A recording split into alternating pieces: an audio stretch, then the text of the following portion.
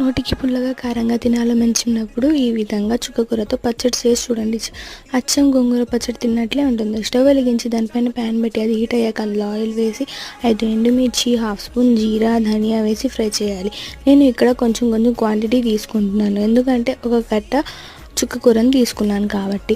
మీరు ఎక్కువ క్వాంటిటీలో చేసుకోవాలంటే డబుల్ క్వాంటిటీ వేసుకోండి. ఇవి ఫ్రై అయ్యాక దీంట్లో చుక్కకూర వేసి ఆయిల్ సపరేట్ అయ్యే వరకు ఫ్రై చేసుకోవాలి. ఇందులో చింతపండు వేయాల్సిన అవసరం లేదు, ఎందుకంటే ఇది ఆల్రెడీ పుల్లగా ఉంటుంది. నెక్స్ట్ మనం ఫ్రై చేసి పెట్టుకున్న ఇంగ్రీడియంట్స్ అని కొంచెం సాల్ట్ వేసి దీనిని జస్ట్ ఒక సెకండ్ పాటు తిప్పి ఆపేసుకుంటే చాలు. నెక్స్ట్ దీనికి పోపు పెట్టుకోవాలి.